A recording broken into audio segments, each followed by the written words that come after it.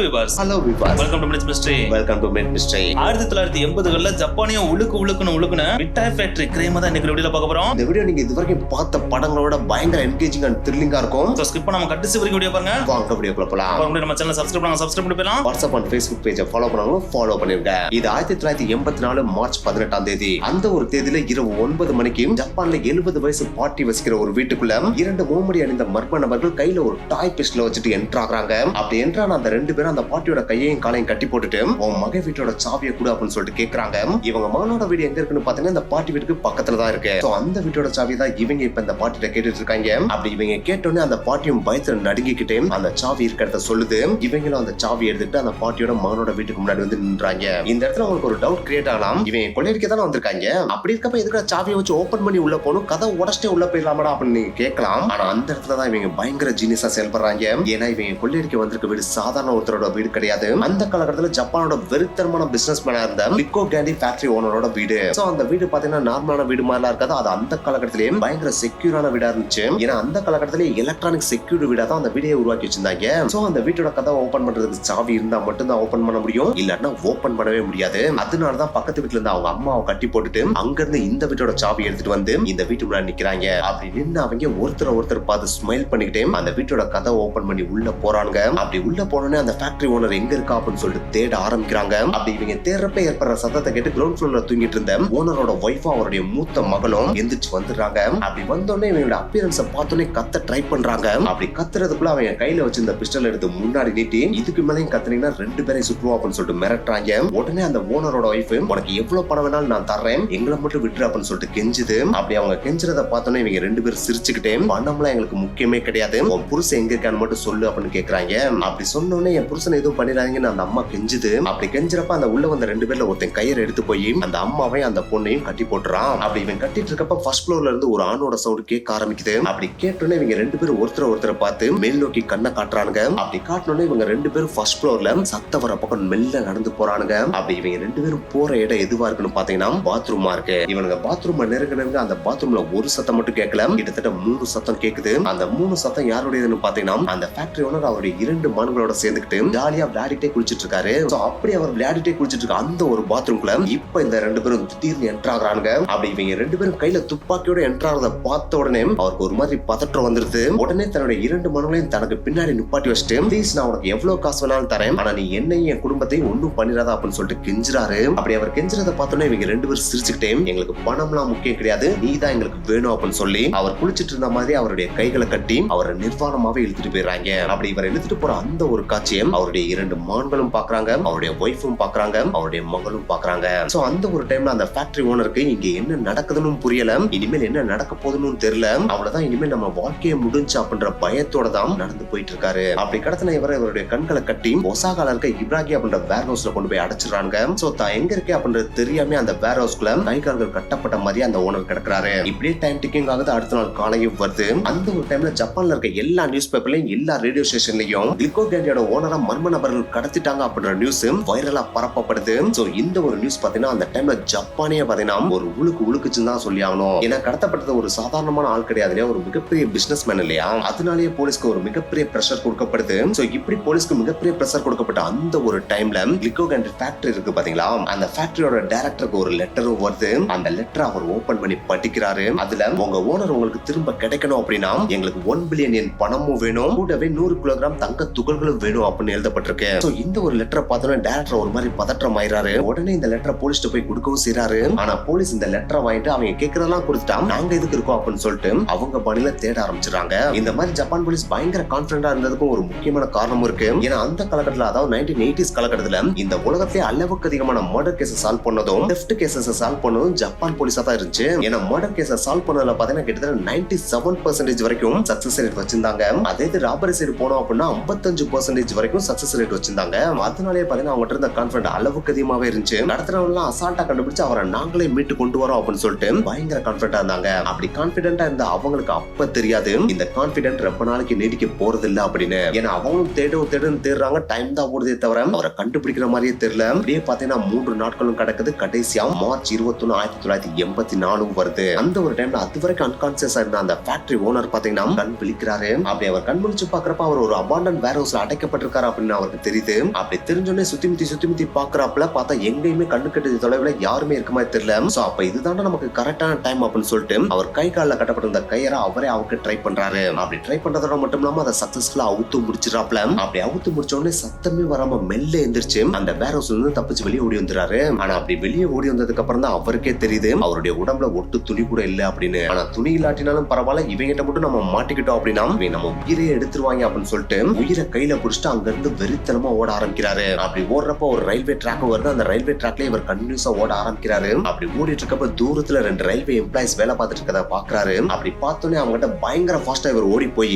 எனக்கு ஹெல்ப் பண்ணுங்க அப்படின்னு கேக்குறாரு. அப்படி கேக்குறப்ப அவங்க 2 பேரும் இவரை ஒரு மாதிரி பார்த்துட்டு யார் அவன் இந்த டைம்ல நிர்வாணமா ஓடி வந்துட்டு அப்படின்னு வினோதமா பாக்குறாங்க. அப்படி இவங்க வினோதமா பாக்குறது புரிஞ்ச உடனே நீங்க நினைக்கிற அளவுக்கு நான் மோசமான ஆள்லாம் கிடையாது. நான் இந்த கம்பெனியோட ஓனர் என்ன 2 பேரும் கடத்திட்டு வந்து அடைச்சு வச்சிட்டாங்க. நான் அங்க இருந்து தப்பிச்சு வந்துட்டேன். எனக்கு இப்ப கால் பண்றதுக்கு மட்டும் ஒரு போன் வேணும், அது எங்க இருக்குன்னு சொல்லுங்க அப்படின்னு கேக்குறாரு. அப்படி சொன்னதுக்கு அப்புறம் தான் அவங்களுக்கே தெரியுது, ஓ அந்த நியூஸ்ல வந்தால் நீதானையா, ஒன்னதாயா எல்லாரும் தேடிட்டு இருக்காங்க, முதல்ல இந்த துண்டை கட்டு அப்படின்னு சொல்லிட்டு அவர்கிட்ட இந்த துண்டை கொடுத்து அவரை போன் இருக்க இடத்துக்கு கூட்டு போறாங்க. சோ ஒன்ஸ் போன் இருக்க இடத்துக்கு போனோடனே போலீஸ்க்கு போன் பண்ணி நான் தப்பிச்சிட்டேன், என்ன வீட்டுக்கு கூட்டு போங்க அப்படின்னு சொல்லிட்டு இன்ஃபார்ம் பண்ணிடுறாரு. போலீஸும் அவரை வீட்டுக்கு கூட்டு போயிட்டு நடந்த எல்லா விஷயத்தையும் டீடைலா விசாரிக்கிறாங்க. யார் கடத்தினாங்க, எதுக்கு கடத்தினாங்க, என்ன மோட்டிவ்ல கடத்தினாங்க அப்படின்னு வளச்சோடச்சு விசாரிக்கிறாங்க. ஆனா அவங்க கேட்ட எந்த ஒரு கேள்விக்குமே இவர்கிட்ட பதில் இல்ல அப்படின்னு தான் சொல்லி ஆகணும். ஏன்னா இவரை கடத்தின அந்த 2 பேரை இவர் முன்ன பின்ன பார்த்தது கூட கிடையாது. அவங்க கூட இவருக்கு முன் விரோதமும் கிடையாது. சோ அவங்க எதுக்கு இவரை கடத்தினாங்க அப்படின்றது இவருக்கு சுத்தமா புரியல. ஆனா எனக்கு புரிஞ்சா என்ன புரியலாட்டு என்ன, இவர் தான் வீட்டுக்கு வந்துட்டார் இல்லையா, சோ அவ்வளவுதான் பிரச்சனை முடிச்சு, இனிமேல் இதை பெருசாக்க வேணாம் அப்படின்னு சொல்லிட்டு அந்த ஓனரே சொல்லிடுறாப்ல. ஆனா பிரச்சனை முடிஞ்சு அப்படின்னு நினைச்ச இவருக்கு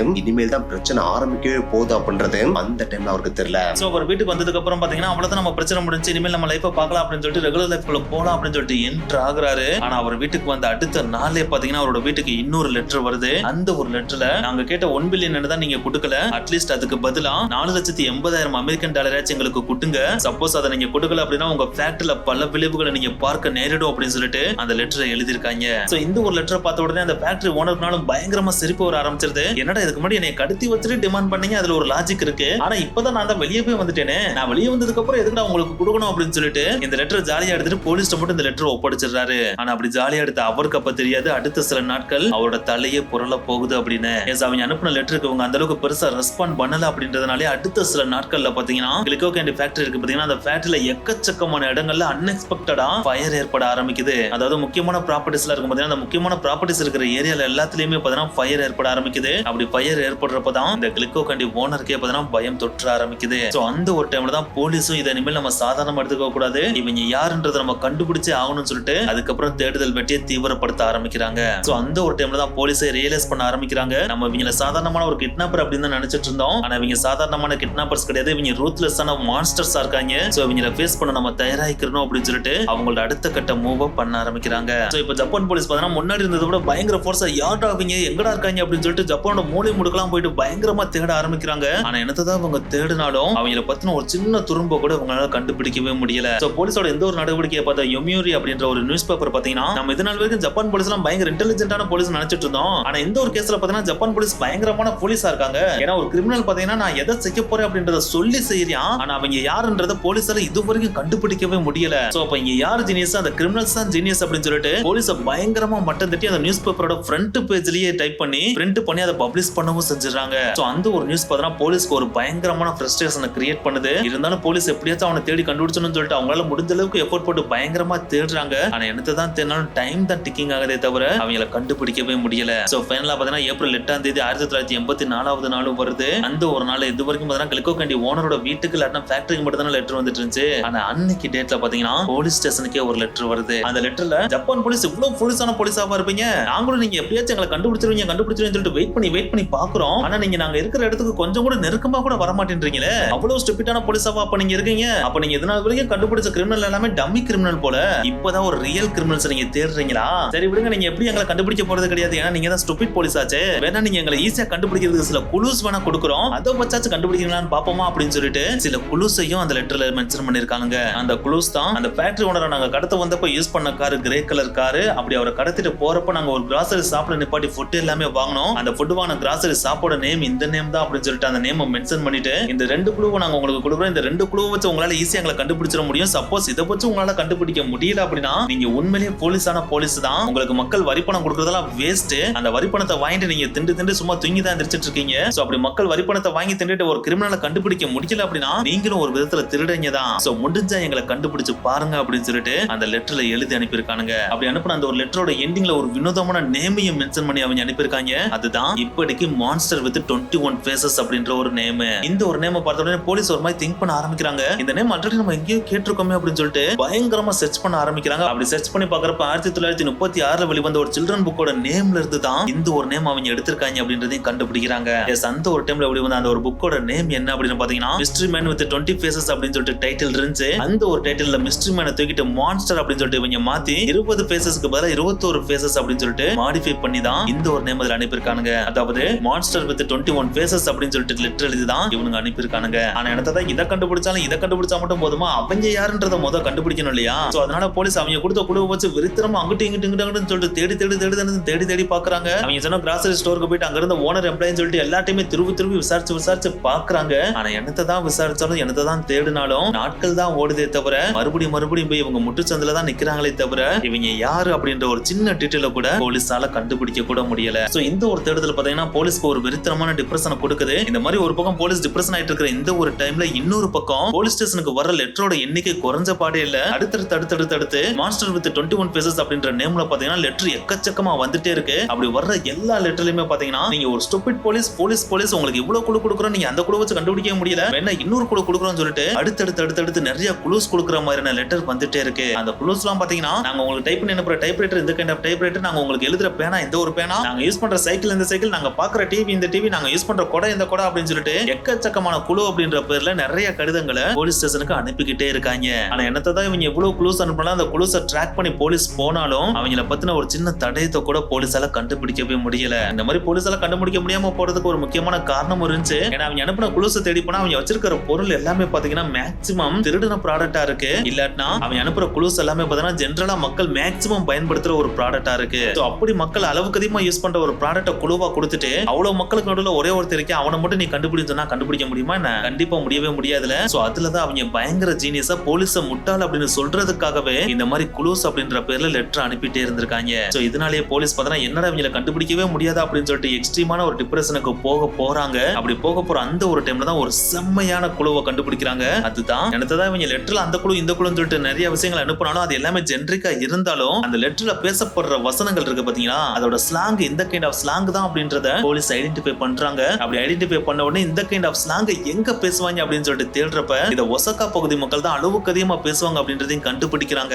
சோ அப்படின்னா இந்த லெட்டர் ஒசாகா அப்படின்ற இடத்துல இருந்து அனுப்புறாங்க. அங்க போனா இவங்களை ஈஸியா கண்டுபிடிச்சலாம் அப்படின்னு சொல்லிட்டு போலீஸ் வெறித்தனமா கிளம்பி ஒசாகாக்கு போறாங்க. ஆனா என்னதான் அவங்க ஒசாகாக்கு போனாலும் அந்த ஒசாகால ஒருத்தர் 2 பேரா வாழ்வாங்க, அங்க எக்கச்சக்கமான மக்கள் வாழ்வாங்க இல்லையா? சோ அப்படி எக்கச்சக்கமான மக்கள் வாழ்ற அந்த ஒரு இடத்துல இவங்கள போய் கண்டுபிடிக்க முடியுமா அப்படின்னு கேட்டா அதுவும் ரொம்ப கஷ்டம் இல்லையா? சோ அந்த ஒரு இடத்துக்கு போயிட்டு போலீஸ் பார்த்தா திக்கு முக்கு தெரியாம முட்டுச்சந்திர போய் நின்ற மாதிரி தான் அவங்கள ஒண்ணுமே பண்ண முடியாம தடயங்களை ட்ரெஸ் பண்ண முடியாம போய் நிக்கிறாங்க. சோ இப்படியே டைம் டேக்கிங் ஆரம்பிக்குது. ஏப்ரல் முடிஞ்சு மே மாசமும் வருது. அந்த டைம்ல அதாவது மே 10ஆம் தேதி கில்கோ கேண்டி ஓனர் இருக்காங்க பாத்தீங்களா, அவங்களுடைய கம்பெனிக்கு மறுபடியும் ஒரு லெட்டர் வருது. அந்த லெட்டர்ல நாங்க ஆல்ரெடி கேட்ட 1 பில்லியன் என்னையும் கொடுக்கல, 4,80,000 அமெரிக்கன் டாலரையும் கொடுக்கல, அட்லீஸ்ட் நாங்க இப்ப கேட்கிற 21 மில்லியன் அமெரிக்கன் டாலரையாவது கொடுங்க. சப்போஸ் நீங்க கொடுக்கலாட்னா உங்க கம்பெனி இதுவரைக்கும் கட்டுறாத ஒரு மிகப்பெரிய சரிவை சந்திக்கும் இப்படிக்கு மான்ஸ்டர் வித் 21 ஃபேசஸ் அப்படின்னு அந்த லெட்டர்ல எழுதிருக்கு. இத பார்த்தனே ஒரு மாதிரி கில்கோ கேண்டி ஓனர்னால பயம் வர ஆரம்பிச்சிருச்சு. ஏன்னா ஆல்ரெடி பாத்தீங்கன்னா இவங்க சொன்ன மாதிரி ஃபேக்டரியில எக்கச்சக்க இடத்துல ஃபயர் வச்சு விட்டாங்க இல்லையா? சோ இந்த தடவை நம்ம காசு கொடுக்கல அப்படின்னா இவங்க சொன்ன மாதிரி ஏதாவது பண்ணி விட்டுருவாங்களோ அப்படின்னு சொல்லிட்டு பயப்பட ஆரம்பிக்கிறாரு.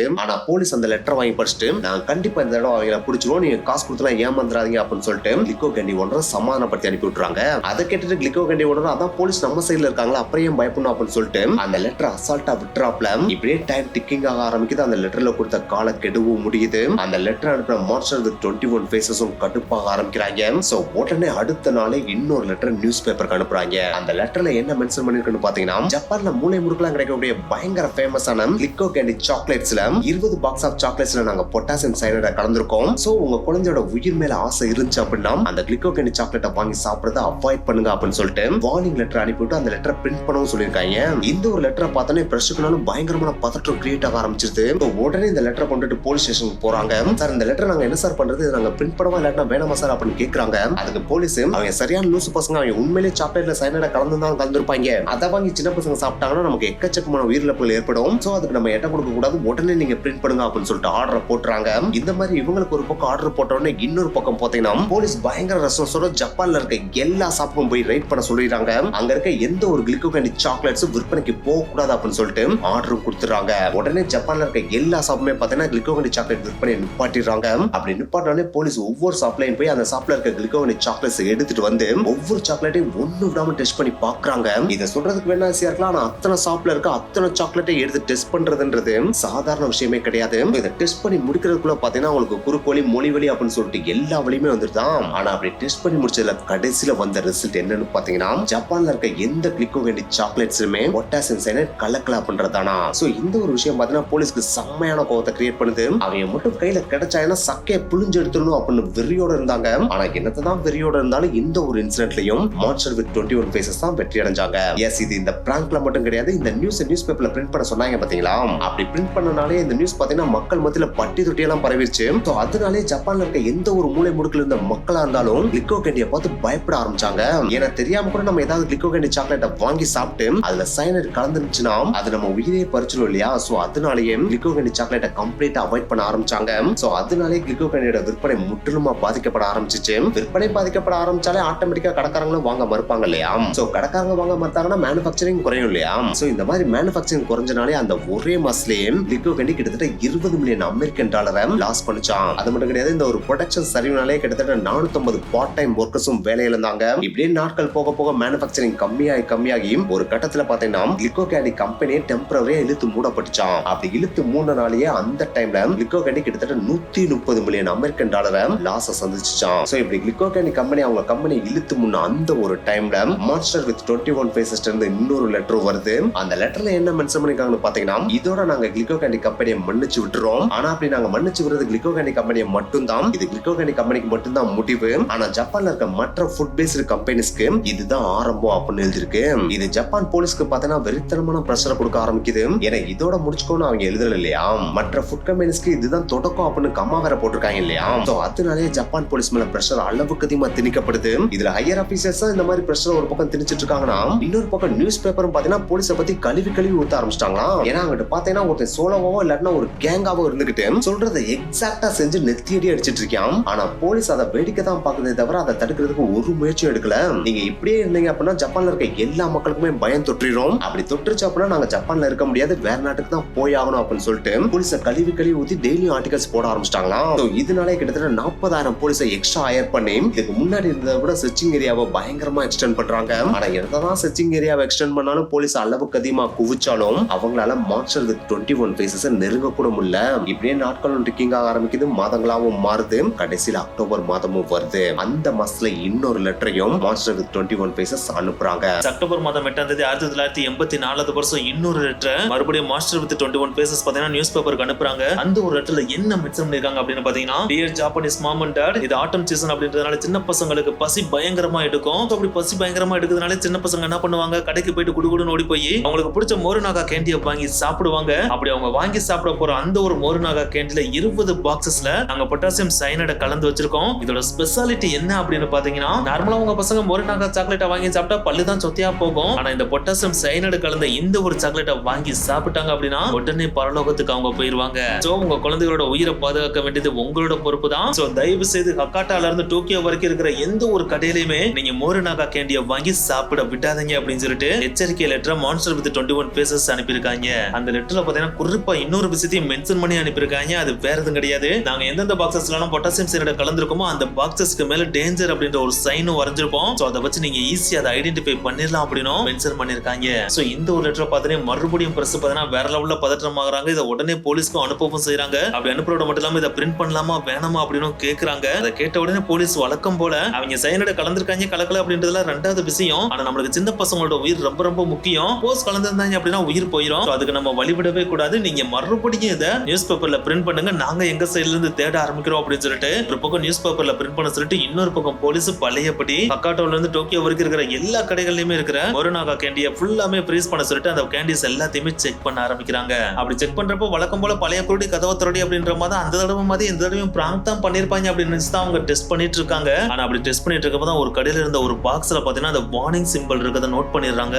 அதை பார்த்த உடனே போலீஸ்க்கு ஒரு மாதிரி பதற்றமாக ஆரம்பிச்சிருது. ஏன்னா இந்த ஒரு வார்னிங் சிம்பிள் இருக்கிற அந்த ஒரு பாக்ஸ்ல தான் பொட்டாசியம் சயனைட கலந்துருக்கும் அப்படின்னு சொல்லிட்டு அவங்க மென்ஷன் பண்ணியிருந்தாங்க இல்லையா, சோ கண்டிப்பா இந்த ஒரு பாக்ஸ் நம்ம டெஸ்ட் பண்ணி சொல்லிட்டு டக்குன்னு அந்த பாக்ஸ் எடுத்துட்டு அதுக்குள்ள இருக்கிற கேண்டிஸ் எல்லாத்தையுமே அவங்க டெஸ்ட் பண்ணி பாக்குறாங்க. அப்படி டெஸ்ட் பண்ணி பார்த்ததுல அந்த பாக்ஸ்ல இருந்த எல்லா கேண்டிஸ்லயுமே பொட்டாசியம் சயனைடு கலந்திருக்கதையும் கன்ஃபார்ம் பண்றாங்க. சோ அப்படி கன்ஃபார்ம் பண்ண உடனே இந்த சைன் இருக்கிற எல்லா பாக்ஸஸையுமே தனியா பிரிச்செடுங்க, அது எல்லாத்தையுமே ஒண்ணா கொண்டு வாங்க அப்படின்னு சொல்லிட்டு ஆர்டர் போடுறாங்க. சோ உடனே பாத்தீங்கன்னா ஹக்காட்டால இருந்து டோக்கியோ வரைக்கும் இருக்கிற எல்லா ஷாப்லயுமே இந்த சைன் இருக்கிற எல்லா பாக்ஸையுமே போலீஸ் வெறித்தனமா ரைட் பண்ணி எல்லாத்தையுமே ஒண்ணா கொண்டு வந்து அது எல்லாத்தையுமே டெஸ்ட் பண்ணி பாக்குறாங்க. அது எல்லாத்துலயுமே பொட்டாசியம் சயனைடு கலக்கப்பட்டிருக்கு. எஸ், அந்த மான்ஸ்டர் வித் 21 பீசஸ் சொன்ன மாதிரி 20 பாக்ஸஸ்ல பாத்தீங்கன்னா கிட்டத்தட்ட 18 பாக்ஸஸ்ல பொட்டாசியம் சயனைடு கலக்கப்பட்டிருந்துச்சு. அப்படி கலக்கப்பட்ட அந்த 18 பாக்ஸ்ல ஒரு பாக்ஸ பாத்தீங்கன்னா நம்ம கிளிக்கோ கேண்டி ஓனர் ஃபர்ஸ்ட் கடத்தப்பட்டார் பாத்தீங்கன்னா, அவரோட வீடு இருக்கு பாத்தீங்களா, அவர் வீட்டுக்கு பக்கத்துல இருக்கிற ஒரு கடையில இருந்து தான் எடுக்கப்படவும் செஞ்சிருக்கு. சோ ஃபர்ஸ்ட் டைம் மாதிரி இந்த தடவை பிராங்க் தான் பண்ணுவேன்னு நினைச்சிட்டு இருந்த போலீஸ்க்கு இந்த ஒரு 18 பாக்ஸஸ் ஆஃப் சயனைடு கலந்த சாக்லேட்ஸ் வேற லெவல்ல பீதியை தான் கிரியேட் பண்ணுச்சு. சோ அந்த ஒரு டைம்ல என்ன பண்ண போறோம் எது பண்ண போறோம்னு தெரியாம போலீஸ் எல்லாருமே விழிப்புதிங்கி நின்றுட்டு இருக்காங்க.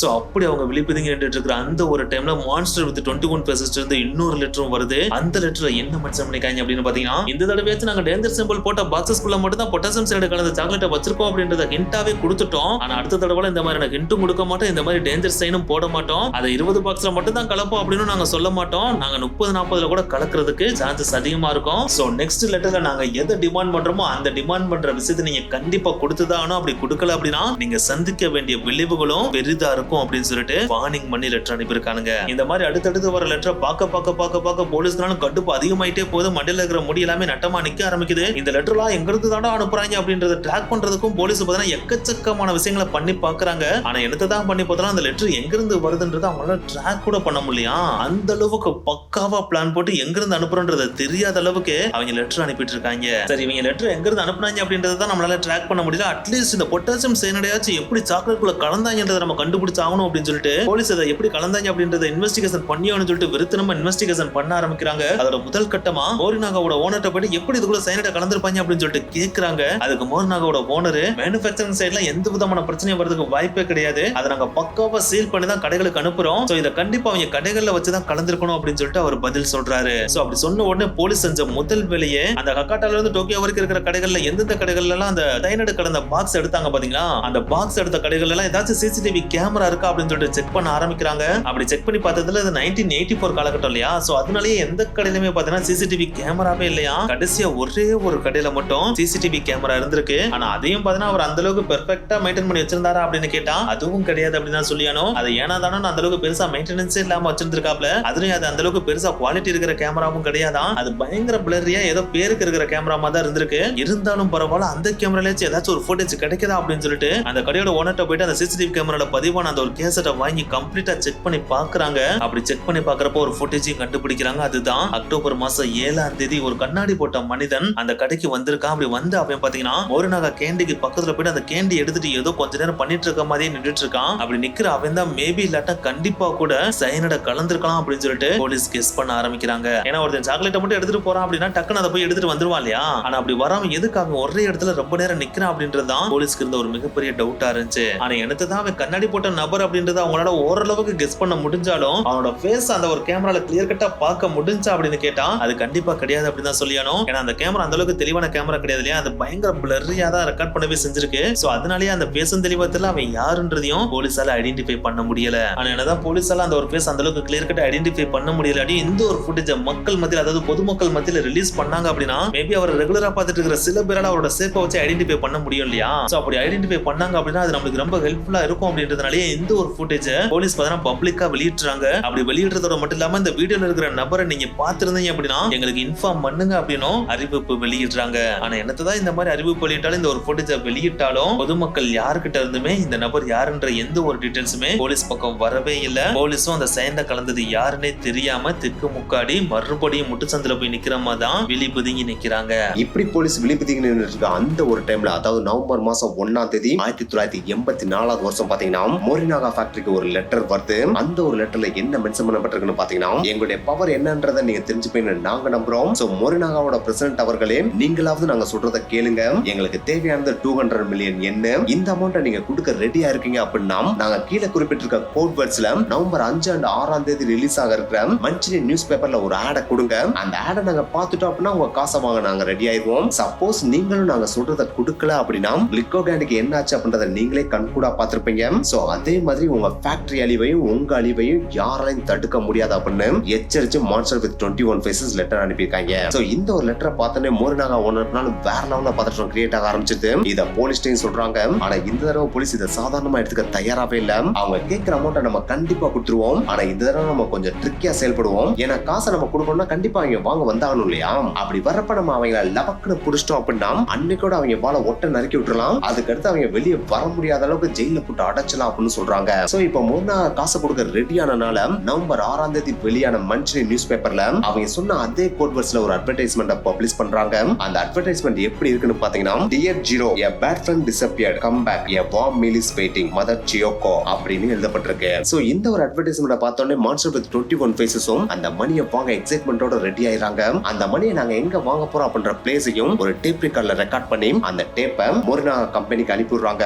அத மோரினாகா பிரசிடென்ட்டும் ப்ளே பண்ணி பாக்குறாரு. அப்படி ப்ளே பண்ணி பாக்குறப்ப அதுல இருந்த வாய்ஸே பாத்தீங்கன்னா அவருக்கு வேற லெவல்ல ஃபியரை கொடுத்துச்சான். ஏன்னா அவங்க எதிர்பார்த்தெல்லாம் ஒரு மான்ஸ்டரோட வாய்ஸ் தான் இருக்கும் அப்படின்னு எதிர்பார்த்தாங்க. ஆனா அந்த கேசட்ல இருந்த வாய்ஸ் பாத்தீங்கன்னா ஒரு சின்ன குழந்தையோட வாய்ஸ் எப்படி இருக்கும் அது மாதிரி இருந்துச்சான். ஆனா என்னதான் வாய்ஸ் சின்ன பிள்ளை மாதிரி இருந்தாலும் அதுல இருந்த வேர்ட்ஸ் எல்லாம் பயங்கர கிளியரா இருந்துச்சு. அதுல இந்த பப்ளிக் பஸ் ஸ்டாப்க்கு பின்னாடி இருக்க பெஞ்ச்ல நீங்க பணத்தை வந்து வச்சுட்டா போதும், நாங்க அதை வந்து எடுத்துப்போம். அப்படி நாங்க எடுக்கிறப்ப போலீஸ் பக்கத்திலேயே இருக்க கூடாது அப்படின்னு மென்ஷன் பண்ணப்பட்டிருந்துச்சான். இருந்தாலும் மோரினாகா பிரசிடென்ட் இதை ஒன்னும் பெருசா கண்டுக்கிறாம இத போலீஸ்டே தான் அனுப்பி விடுறாப்ல. போலீஸும் பக்காவா பிளான போட்டு அந்த டேட்டுக்காக வெயிட் பண்ணிட்டு இருக்காங்க. அந்த டேட்டும் வருது. மோரினாகா பிரசிடென்ட் அவங்க கேட்ட பணத்தை எடுத்துட்டு போய் அவங்க சொன்ன பிளேஸ்ல வச்சுட்டு வந்துறாப்ல. அப்படி அவர் வச்சுட்டு வர அந்த ஒரு டைம் பாத்தீங்கன்னா பயங்கர ரஷ்ஷா இருக்க டைமா இருக்கு. அந்த இடத்த சுத்தி மக்கள் நடமாட்டம் அதிகமாவே இருக்கு. அப்படி நடமாடிட்டு இருக்க மக்களுக்கு மத்தியில எக்கச்சக்க போலீஸ்காரங்களும் மஃப்டி ட்ரெஸ்ஸோட சுத்திட்டு இருக்காங்க. சோ இந்த ஒரு டைம்ல அந்த பேக் மேல யாரு கைய வச்சாலும் போலீஸ் அலேக்கா வந்து தூக்கிடுவாங்க. அந்த ஒரு மூமெண்ட்டுக்காக தான் எல்லா போலீஸும் வெயிட் பண்ணிட்டு இருக்காங்க. இப்படியே டைம் டிக்கிங் ஆரம்பிக்குது. டைம் தான் டிக்கிங் ஆகுதே தவிர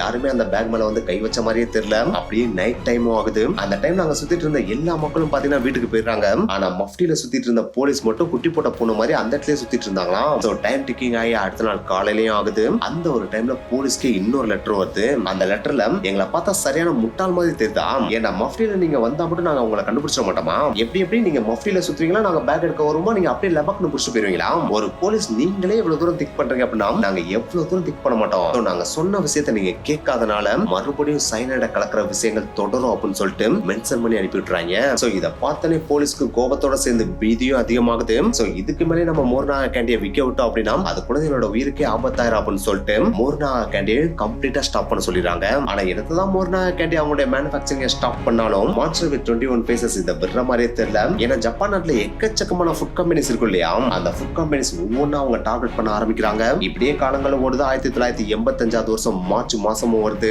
சோ அந்த ஒரு டைம்குள்ளேயே கிட்டத்தட்ட ஒரு வருஷத்துக்குள்ளேயே பாத்தீங்கன்னா கிட்டத்தட்ட 31 food and candy companies monster with 21 faces cross பண்ணிடுறாங்க. அதாவது அந்த கம்பெனிஸ் எல்லாம் கொடன்னு கொடைஞ்சு படாத பாடு படுத்தி எடுத்துறாங்க. சோ இதனாலே அந்த காலகட்டத்துல ஜப்பான்ல இருந்த எல்லா மக்களுமே ஃபுட் ப்ராடக்ட்ஸ் போய் கடையில வாங்குறதுக்கு பயங்கரமா பயந்தாங்களாம். அந்த அளவுக்கு விதியை இவங்க கிரியேட் பண்ணி வச்சிருந்தாங்க. போலீஸும் பாத்தீங்கன்னா முட்டி மோதி அவங்களை எப்படியாவது கண்டுபிடிச்சலாம் அப்படின்னு சொல்லிட்டு ட்ரை பண்ணிட்டே இருக்காங்க. ஆனா என்னத்த ட்ரை பண்ணாலும் அவங்களுக்கு தோல்விதான் அமைஞ்சிச்சே தவிர அவங்களால ஒரு சின்ன குழுவை கூட கண்டுபிடிக்க முடியல. சோ இதனாலே பயங்கர பிரஷருக்குள்ளான யமாமோட்டோ ஆஃப் சிகா ப்ரிஃபெக்சர் சூப்பர்டென்ட் பாத்தீங்கன்னா ஆகஸ்ட் 12, 1985 வருஷம் சூசைட் பண்ணிக்கிறாரு. அவர் எதுக்கு சூசைட் பண்ணிக்கிறாருன்னு பாத்தீங்கன்னா, என் வாழ்க்கையில நான் எவ்வளவு கேசஸ் சால்வ் பண்ணிருக்கேன், ஆனா இந்த ஒரு கேஸ் என் வாழ்க்கையை புரட்டி போட்டுருச்சு. இது என்னுடைய வாழ்க்கையில் நடந்த ஒரு மிகப்பெரிய இழுக்காவும் பாக்குறேன். சோ இந்த கேஸை சால்வ் பண்ணாம நான் உயிர் வாழ்றதுல அர்த்தமே கிடையாது. அதனால நான் என் உயிரை நானே மாய்த்துக்கிறேன் அப்படின்னு சொல்லிட்டு சூசைட் பண்ணிக்கிறாரு. சோ இப்படி போலீஸ் சூப்பர்டென்ட் சூசைட் பண்ணது மான்ஸ்டர் வித் 21 ஃபேசஸையும் பயங்கரமா பாதிச்சிருது. சோ அடுத்த 5 நாள்ல கடைசியா ஒரு லெட்டர் போலீஸ் ஸ்டேஷனுக்கு அனுப்புறாங்க.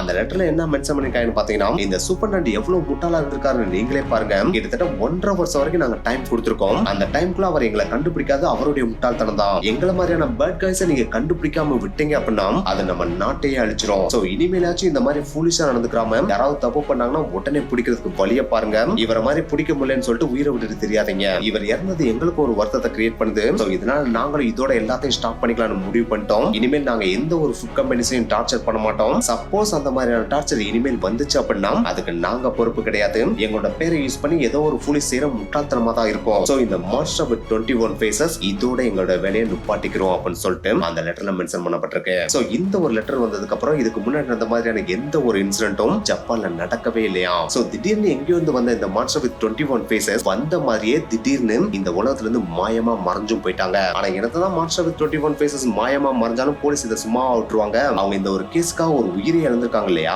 சோ அதனாலே அக்ரெசிவா செயல்பட்டு கிட்டத்தட்ட 1 லட்சத்துக்கும் மேற்பட்ட போலீஸ் ஹையர் பண்ணி ஜப்பான் முழுக்க வெறித்தனமா தேடுறாங்க. அப்படி தேடல கிட்டத்தட்ட 28,000க்கும் மேற்பட்ட தடயங்களை சேகரிச்சிருக்காங்க. கிட்டத்தட்ட 1,25,000 பேருக்கு மேல விசாரிச்சிருக்காங்க. ஆனா என்னதான் இவ்வளவு தடயங்களை சேகரிச்சாலும் இவ்வளவு பேரை விசாரிச்சாலும் இந்த கேஸ் ஸ்டாச்சு ஆஃப் லிமிடேஷனை தாண்டி தான் போச்சே தவிர, அதாவது இந்த வழக்கு அதோட எக்ஸ்பைரி காலமான 16 வருடங்களை கடந்து தான் போச்சே தவிர அவங்களால மாஸ்டர் வித் 21 ஃபேஸஸ்ல யாரையுமே கண்டுபிடிக்க முடியல. ஆனாலும் இது யார் பண்ணிருக்கலாம் அப்படின்னு சொல்லிட்டு சில தியரிஸும் வச்சாங்க. அதுல முதல் தியரி என்ன வைக்கப்படுது அப்படின்னு பாத்தீங்கன்னா, முதல்ல ஒருத்தர் கடத்துனாங்க பாத்தீங்களா, அதாவது கிளிக்கோகண்டி ஓனரை கடத்துனாங்க பாத்தீங்களா, அவரோட பேரு பாத்தீங்கன்னா கட்சுகிசா இசாகி அப்படின்றது அவரோட பேரு. அவர் தான் பாத்தீங்கன்னா இந்த வேலையவே பண்ணிருக்கலாம் அப்படின்னு சொல்லிட்டு கூட ஒரு தியரியை முதல் தியரியா வைக்கிறாங்க. ஏன்டா ஃபர்ஸ்ட் கடத்தப்பட்டதே அவர் தான், அவர் ஏன்டா இதை பண்ணணும் அப்படின்னு சொல்லிட்டு நீங்க கேட்கலாம். அதுக்கு என்ன பதில் சொல்றாங்க அப்படின்னு பாத்தீங்கன்னா, அந்த காலகட்டத்தில் அதாவது 1984 காலகட்டத்தில் பாத்தீங்கன்னா ஜப்பான் நாட்டுல கிளிக்கோகண்டிக்கு மோரினாகா கம்பெனி கடையில தான் பாத்தீங்கன்னா பயங்கரமான ஒரு காம்படிஷன் இருந்துச்சாம். சோ அந்த ஒரு காம்படிஷன்ல மோரினாகா கம்பெனியை கீழே தள்ளணும் அப்படின்றதுக்காக தான் இந்த கட்சுகிசா இசாகி அப்படின்றவர் இதை பண்ணிருக்கலாம் அப்படின்னு கூட ஒரு தியரியை வைக்கிறாங்க. ஆனா என்னதான் இதை முதல் தியரியை இவங்க வச்சாலும் இந்த மான்ஸ்டர் வித் 21 பேசஸ்னால பாதிக்கப்பட்டது மோரினாகா கம்பெனி மட்டுமா என்ன? கிடையவே கிடையாதுல. கண்டிப்பா கிளிக்கோகண்டி கம்பெனி தானே பயங்கரமா பாதிக்கப்பட்டுச்சு. அதுவும் மிகப்பெரிய சரிவை சந்திச்சுச்சு இல்லையா. அது மட்டும் கிடையாது, கிளிக்கோகண்டி கம்பெனி தானே இழுத்து மூடப்பட்டுச்சு. அப்படி இருக்கிறப்ப ஒரு பிசினஸ்மேன் பாயிண்ட் ஆஃப் வியூல நம்ம யோசிச்சோம் அப்படின்னா, காம்படிட்டிவா இருக்கிற இன்னொரு கம்பெனியை கீழே தள்ளணும் அப்படின்றதுக்காக தான் கம்பெனியை போய் யாராச்சும் கீழே தள்ளுவாங்களா என்ன? கண்டிப்பா கிடையவே கிடையாதுல. சோ அதன்படி பாக்குறப்ப இந்த முதல் தேரி ஃபெயில்டு தேரியா தான் அமையுது. அடுத்து இரண்டாவது தேரியா என்ன வைக்கப்படுது அப்படின்னு பாத்தீங்கன்னா, மான்ஸ்டர் வித் 21 பேசஸ் ஃபர்ஸ்ட் ஒரு லெட்டர் அனுப்புனாங்க பாத்தீங்களா. அந்த லெட்டர் அனுப்புனதுல இருந்து எக்ஸாக்ட்டா 30 வருடங்களுக்கு முன்னாடி, அதாவது 1955 காலகட்டத்துல இந்த மோரினாகா கம்பெனி என்ன மேனுஃபேக்சர் பண்ணிட்டு இருந்தாங்கன்னா, சின்ன பிள்ளைங்களுக்கு கொடுக்குற பால் பவுடர் இருக்கு பாத்தீங்களா, அந்த பால் பவுடர் தான் மேனுஃபேக்சர் பண்ணிட்டு இருந்தாங்க. அப்படி மேனுஃபேக்சர் பண்ண அந்த ஒரு பால் பவுடர்ல ஆக்சிடென்டலா ஆர்சனிக் பாய்சன் கலக்கப்பட்டுச்சாம். சோ இப்படி கலக்கப்பட்ட இந்த ஒரு ஆர்சனிக் பாய்சன்னாலே அந்த காலகட்டத்துல இந்த பால் பவுடரை வாங்கி குடிச்ச எக்கச்சக்கமான குழந்தைகள் பயங்கரமா பாதிப்படைஞ்சுச்சாம். இன்னும் கொஞ்சம் எக்ஸாக்ட்டா அதோட நம்பர்ஸை சொல்லணும் அப்படின்னா, கிட்டத்தட்ட 12,000 குழந்தைகள் இந்த பால் பவுடர் குடிச்சதுனால பயங்கரமா பாதிக்கப்பட்டுச்சு. அதுல 138 குழந்தைகள் பார்த்தீங்கன்னா இறந்தே போயிருச்சாம். ஆனா இப்படி இறந்து போன குழந்தைகளுக்கும் பாதிக்கப்பட்ட குழந்தைகளுக்கும் இந்த மோரினாகா கம்பெனி காசு கொடுத்து ஓரளவுக்கு இதை காம்பன்சேட் பண்றேன் அப்படின்ற பேர்ல ஓரளவுக்கு அந்த டைம்ல இந்த இஷ்யூவை சமாளிச்சுட்டாங்க. ஆனா என்னதான் இந்த ஒரு இஷ்யூ அவங்க காசை கொடுத்து ஓரளவுக்கு காம்பன்சேட் பண்ணாலும், அந்த டைம்ல இந்த ஆர்சனிக் பாய்சன் கலந்த இந்த பால் பவுடரை குடிச்ச குழந்தைகள் இருக்காங்க பாத்தீங்களா, அவங்க அடுத்த 15 வருஷம் வரைக்கும் இதோட எஃபெக்ட் அனுபவிச்சாங்களாம். இதனாலே அந்த இன்சிடென்ட்ல பாதிக்கப்பட்ட குழந்தைகளா இருந்து இப்ப வளர்ந்து வந்திருப்பாங்க பாத்தீங்களா, அதாவது 30 வருடங்கள் கழித்து வளர்ந்து வந்திருப்பாங்க பாத்தீங்களா. அப்படி வளர்ந்து வந்தவங்கள சில பேர் மேபி ஆர்கனைசேஷனா ஃபார்ம் பண்ணி மோரினாகா கம்பெனியை பழி வாங்கணும் அப்படின்றதுக்காக தான் இந்த மாதிரியான விஷயங்களை பண்ணிருக்கலாம் அப்படின்னு சொல்லிட்டு செகண்ட் தியரி வைக்கப்படுது. நம்ம ஃபர்ஸ்ட் தியரியை கம்பேர் பண்ணி பார்த்தோம் அப்படின்னா, செகண்ட் தியரி ஓரளவுக்கு நல்லாவே சாட்டிஸ்ஃபை பண்ற ஒரு தியரியா தான் அமையுது. ஆனா இந்த ஒரு தியரியில இருக்கிற ஒரு மிகப்பெரிய லோக்கோல் என்ன அப்படின்னு பாத்தீங்கன்னா, பாதிக்கப்பட்டவங்க எந்த ஒரு கம்பெனினால பாதிக்கப்பட்டாங்க, மோரினாகா கம்பெனினால தானே பாதிக்கப்பட்டாங்க. அப்படின்னா அவங்க அந்த ஒரு கம்பெனியை மட்டும் தானே பழி வாங்கணும். அதை விட்டுட்டு எதுக்கு இவங்க கிளிக்கோகண்டில இருந்து ஜப்பான் நாட்டுல இருக்கிற மேக்ஸிமம் ஃபுட் கம்பெனிஸ பழி வாங்கணும் அப்படின்றது தான் இங்க இருக்கிற ரெண்டாவது மிகப்பெரிய கேள்வியாவே இருக்கு. சோ இதன்படி பாக்குறப்ப இந்த ஒரு தியரியும் வாலடைல் தியரியா தான் வந்து சேருது. அதுக்கடுத்து மூன்றாவது அண்ட் லாஸ்ட் அதே நேரத்துல பயங்கர சாலிடா இதுதான் நடந்திருக்கும் அப்படின்னு வைக்கப்படுற தியரி தான் இந்த ஒரு மூணாவது தியரி. இந்த ஒரு தியரியில கூறப்படுற நபரோட பேரு மனோவு மியாசாகி. இந்த ஒரு நபர் யார் அப்படின்னா, இந்த ஸ்டோரி நீங்க நல்லா நோட் பண்ணி தான் தெரிஞ்சிருக்கும். ஒரு ஸ்டேஜ்ல பாத்தீங்கன்னா மோரினாகா கம்பெனிட்ட ஒரு பல்கான அமௌண்ட் கொண்டு வந்து பஸ் ஸ்டாப்ல வைக்க சொல்லுவாங்க பாத்தீங்களா. அப்படி வைக்க சொல்றப்ப அவங்களும் பாத்தீங்கன்னா நுண்ணிப்பா நோட் பண்ணிட்டே இருப்பாங்க, யாரும் அந்த பேக்ல கையும் வைக்க மாட்டாங்க இல்லையா. அப்படின்னு தான் நம்ம அந்த ஸ்டோரியில பாத்திருந்தோம். ஆனா உண்மையிலேயே அந்த ஒரு இன்சிடென்ட் அப்போ ஒரே ஒரு நபர் மட்டும், ஒரே ஒரு வாலிபன் மட்டும் பாத்தீங்கன்னா அந்த பேக் எடுத்துட்டு ஓடுறதுக்கு ட்ரை பண்ணி இருந்திருப்பான். அப்படி ட்ரை பண்றப்ப போலீஸும் பாத்தீங்கன்னா அவனை பயங்கரமா துரத்தி பிடிக்க ட்ரை பண்ணி இருந்திருப்பாங்க. அப்படி துரத்தி ஓடுறப்ப பாத்தீங்கன்னா அந்த வாலிபனும் அந்த பேக்கை கீழே போட்டுட்டு அப்படியே அங்கிருந்து தெரிச்சு ஓடி தப்பிச்சு ஓடிடுவான். ஆனா இந்த ஒரு இன்சிடென்ட் அந்த ஒரு டைம்ல பப்ளிக்கா வெளியிடாம போலீஸே பாத்தீங்கன்னா சீக்கிரட்டா வச்சிருந்தாங்க. இருந்தாலும் தப்பிச்சு ஓடின அந்த ஒரு வாலிபனோட ஸ்கெட்சை பாத்தீங்கன்னா போலீஸ் அப்பயே ஸ்கெட்ச் பண்ணி வச்சிருந்தாங்க. அந்த ஒரு ஸ்கெட்சுக்கு பாத்தீங்கன்னா ஒரு நேமும் வச்சாங்க, அதுதான் ஃபாக்ஸ் சைடு மேன். அந்த ஸ்கெட்ச்ல இருந்த பயங்கர ஈவலான விஷயமே என்ன அப்படின்னு பாத்தீங்கன்னா, அவரோட கண்களை நம்ம நல்லா பார்த்தோம் அப்படின்னா அது ஒரு கொல்லுநரியோட கண்கள் மாதிரியே தான் இருக்குமா. சோ இந்த ஒரு ஸ்கெட்ச் தான் ஒரு ஸ்டேஜுக்கு மேல போலீஸே நியூஸ் பேப்பர்ல இதை கொடுத்து பப்ளிஷ் பண்ண சொல்லி, இவரை பத்தின டீடைல்ஸ் யாருக்காச்சும் தெரிஞ்சு அப்படின்னா உடனே இன்ஃபார்ம் பண்ணுங்கன்னு சொல்லிட்டு மென்ஷன் பண்ணிடுறாங்க. அப்படி மென்ஷன் பண்ண உடனே இந்த ஸ்கெட்சை பார்த்தா மனோவு மியாசாகியோட அம்மா இருக்காங்க பாத்தீங்களா, அவங்களே நேரா போலீஸ்ட போயிட்டு, என்னங்க என் மகனோட போட்டோ போட்டிருக்கீங்க, இவனா உண்மையான கிரிமினல், இவன் உண்மையான கிரிமினல் இருந்தா நீங்க இவனை தூக்கி ஜெயில போடுங்கன்னு சொல்லிட்டு அவங்களே சொல்லிட்டு வந்தாங்களாம். சோ ஒரு அம்மாவே இந்த ஒரு போட்டோ பார்த்து தன்னோட மகன் தான் அப்படின்னு சொல்லிட்டு ஐடென்டிஃபை பண்ணி சொல்றாங்க அப்படின்னா, இவன் தான் அந்த குற்றவாளியா இருப்பான் அப்படின்னு சொல்லிட்டு போலீஸ் அவனை கைது பண்ணிட்டு போய் ஜெயில போட்டுறாங்க. ஆனா என்னதான் அவனை கைது பண்ணிட்டு போய் ஜெயில போட்டாலும் அவனுக்கு எதிராக எந்த விதமான ஸ்ட்ராங்கான எவிடன்ஸுமே போலீஸ் கையில இல்லவே இல்ல. சோ அதனாலேயே இவன் தான் அந்த குற்றத்தை செஞ்சிருப்பான் அப்படின்றத போலீஸால ப்ரூவ் பண்ணவே முடியல. அதனாலேயே அவன் ரிலீஸ் ஆகி வெளியவும் வந்துடுறான். அப்படி ரிலீஸ் ஆகி வெளியே வந்ததுக்கு அப்புறம் அவன் நார்மலா எப்பயும் போல இருந்திருந்தான் அப்படின்னா எந்த விதமான பிரச்சனையும் இருந்திருக்காது. அப்படிதான் ஸ்டார்டிங் ஸ்டேஜ்லயும் அவன் இருந்தான். அது எது வரைக்கும் இருந்தான் அப்படின்னு பாத்தீங்கன்னா, அதாவது இது எக்ஸ்பயர் ஆகிற வரைக்கும் தான் அவன் அமைதியா இருந்தான். ஒன்ஸ் இந்த ஒரு கேஸ் ஸ்டேச்சு ஆஃப் லிமிடேஷன் அடைஞ்ச உடனே இவன் கிரைம்னு ஒரு புக்கை ரைட் பண்றான். அந்த புக்ல பாத்தீங்கன்னா இது வரைக்கும் அவன் செஞ்ச எல்லா ராபரிஸ் அண்ட் கிரைம் எல்லாத்தையுமே பாத்தீங்கன்னா ஒரு தொகுப்பா எழுதி வெளியிடுறான். சோ அந்த தொகுப்புகள் எல்லாத்துலயுமே பாத்தீங்கன்னா அவன் செஞ்ச எல்லா ராபரியுமே கன்ஃபஸ் பண்ணிடுறான். அவன் செஞ்ச எல்லா கிரைமையும் கன்ஃபஸ் பண்ணி முடிச்சுட்டான். ஆனா அதுல ஒரே ஒரு விஷயத்தை மட்டும் அவன் கன்ஃபஸ் பண்ணவே இல்ல. அதுதான் போலீஸ் அவன் அந்த பேக் எடுத்துட்டு ஓடுறப்ப பிடிக்க ட்ரை பண்ணி அவனை மிஸ் பண்ணிட்டு அதுக்கடுத்து மறுபடியும் இந்த போட்டோ வெளியிட்டு புடிச்சிட்டு போய் அவனை ஜெயில போட்டாங்க பாத்தீங்களா. அப்படி அவனை ஜெயில போட்ட அந்த ஒரு கிரைம் பத்தின எந்த விதமான கன்ஃபெஷனையும் இந்த புக்ல எந்த ஒரு இடத்துலயுமே மென்ஷன் பண்ணவே இல்லையா. சோ அதை மட்டும் இந்த புக்ல அவன் மென்ஷன் பண்ணவோ இல்ல நினைவு கூறவோ மறுக்கிறான் அப்படின்னா மேபி கண்டிப்பா அந்த ஒரு வேலையை பண்ணதே இவனாதான் இருக்கணும் அப்படின்னு சொல்லிட்டு போலீஸ் அடிச்சு சொல்றாங்க. இதுல இருக்கிற பயங்கர கொடுமையான விஷயம் என்ன அப்படின்னு பாத்தீங்கன்னா இந்த ஒரு புக் அவன் எழுதி வெளியிட்டான் பாத்தீங்களா. அப்படி வெளியிட்ட உடனே இந்த புக் பாத்தீங்கன்னா சக்கப்போடு போட்டு வேற லெவல்ல சக்சஸ் ஆயிருது. சோ அப்படி சக்சஸ் ஆனதுனால இந்த புக்கை பப்ளிகேஷன் பண்ணதுல மட்டும் அவனுக்கு எவ்வளவு லாபம் கிடைச்சிச்சு அப்படின்னு பாத்தீங்கன்னா கிட்டத்தட்ட 100 மில்லியன் என்ன அவனுக்கு லாபமா கிடைச்சிச்சான். இந்த 100 மில்லியன் என்ன அப்படின்றத நீங்க நல்லா நினைவு கூர்ந்தீங்கன்னா தெரிஞ்சிருக்கும். இவன் இந்த பஸ் ஸ்டாப்ல வைக்கப்பட்ட பேக் எடுத்துட்டு ஓடுறதுக்கு ட்ரை பண்ணா பாத்தீங்கன்னா அந்த பேக் எடுத்துட்டு ஓடுறதுக்கு ட்ரை பண்ண அந்த ஒரு பேக் உள்ள எவ்வளவு அமௌண்ட் இருந்துச்சு, 100 மில்லியன் என்ன தானே இருந்துச்சு. அந்த ஒரு பேக்ல எடுக்க வேண்டிய அமௌண்ட்டை இவன் இந்த ஒரு புக்கை பப்ளிஷ் பண்ணது மூலமாவே இவன் ஏர்ன் பண்ணிட்டானா. சோ அந்த ஒரு ரிலேஷனை நம்ம கோரிலேட் பண்ணி பார்த்தோம், இன்ட்யூஷனா ரிலேட் பண்ணி பார்த்தோம் அப்படின்னா மேபி இவன் தான் அந்த மான்ஸ்டர் வித் 21 ஃபேஸஸா இருக்கணும் அப்படின்னு போலீஸ் அடிச்சு சொல்றாங்க. இது மட்டும் கிடையாது, ஒரு டைம் சிசிடிவி ஃபுட்டேஜ் போலீஸ் போய் அனலைஸ் பண்ணுவாங்க பாத்தீங்களா. அப்படி அனலைஸ் பண்றப்போ ஒருத்தர் கண்ணாடி போட்டு போய் கேண்டில்ல சயனடை கலப்பான் பாத்தீங்களா. அப்படி சயனடை கலந்த அந்த ஒரு கண்ணாடி போட்ட நபரை இவனோட நம்ம கம்பேர் பண்ணி பார்த்தோம் அப்படின்னா, அதாவது மனுவும் மியாசாகியோட நம்ம கம்பேர் பண்ணி பார்த்தோம் அப்படின்னா அவனும் கண்ணாடி போட்டிருந்தா இவனும் கண்ணாடி போட்டிருந்தா அவனோட பேசும் இவனோட பேசும் ஓரளவுக்கு ஒத்து போற மாதிரி தான் இருக்கவே செஞ்சுட்டான். அந்த ஒரு எவிடன்ஸை வச்சு பாக்குறப்பையும் மேபி இவன் தான் அந்த மான்ஸ்டர் வித் 21 ஃபேஸஸாவும் இருக்கலாம் அப்படின்னு அடிச்சு சொல்றாங்க. ஆனா என்னதான் இவ்வளவு எவிடன்ஸை வச்சு இவன் தான் மான்ஸ்டர் வித் 21 ஃபேஸஸா இருக்கும்னு சொல்லிட்டு அடிச்சு சொன்னாலும் இந்த கேஸ் பார்த்தீங்கன்னா ஸ்டேச்சு ஆஃப் லிமிடேஷன் அடைஞ்சிருச்சு இல்லையா. சோ அதுக்கப்புறம் இவனே வந்து நான் தான் மான்ஸ்டர் வித் 21 ஃபேஸஸ் சொன்னாலும் ஒண்ணு நடக்க போறது கிடையாது. இவனுக்கு எதிராக எந்த ஒரு எவிடன்ஸும் கிடைக்கவும் இல்ல. சோ அப்படி இருக்கிறப்ப ஏன் இவன் வந்து சொல்லாம விட்டான் அப்படின்றதும் இங்க இருக்கிற ஒரு மிகப்பெரிய கொஸ்டின் மார்க்காவும் இருக்கு. அது இந்த தேதியில இருக்கிற ஒரு மிகப்பெரிய லூப் ஹோலாவும் இருக்கு. சோ அதன்படி பாக்குறப்ப இந்த மான்ஸ்டர் வித் 21 ஃபேஸஸ் யார் அப்படின்றது தெரியாம இது நாள் வரைக்கும் 2023 வரைக்குமே இந்த ஒரு கேஸ் மிஸ்டீரியஸ் கேஸா தான் தொடர்ந்துட்டு இருக்கு. ஓகே गाइस, இந்த வீடியோ முடிச்சு இந்த வீடியோ உங்களுக்கு பிடிச்சா லைக் பண்ணுங்க, ஷேர் பண்ணுங்க, போகும்போது மறக்காம மிஸ்டரி சேனலை சப்ஸ்கிரைப் பண்ணுங்க. நெக்ஸ்ட் வீடியோ மீட் பண்ணலாம். பை.